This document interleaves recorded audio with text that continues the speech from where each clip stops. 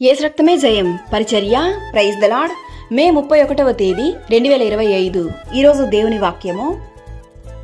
కాగా మీరు పరిశుద్ధాత్మ శక్తి పొంది విస్తారముగా నిరీక్షణ గల వారగుటకు నిరీక్షణకర్తయగు దేవుడు విశ్వాసము ద్వారా సమస్తానందముతోనూ సమాధానముతోనూ మిమ్మును నింపునుగాక. రోమీయులకు రాసిన పత్రిక 15వ అధ్యాయం 13వ వాక్యము. ఒక్క ప్రభువే అందరికీ ప్రభువై ఉండి తనకు ప్రార్థన చేయు వారందరి ఎడల కృపచూపుటకు ఐశ్వర్యవంతుడై ఉన్నాడు. ఎందుకనగా ప్రభువు నామమును బట్టి ప్రార్థన చేయువాడెవడో వాడు రక్షింపబడెను.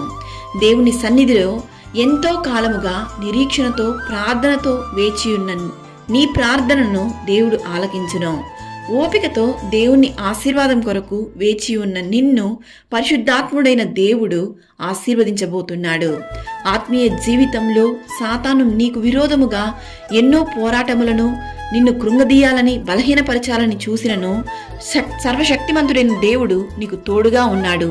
మరియు అన్నిటి యందు ఎల్లప్పుడూ మీలో మీరు సమృద్ధి గలవారై ఉత్తమమైన ప్రతి కార్యము చేయుటకు దేవుడు మీ ఎడల సమస్త విధములైన కృపను విస్తరింపచేయగలడు.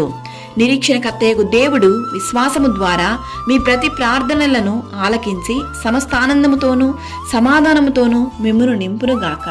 ఆమేన్. God bless you.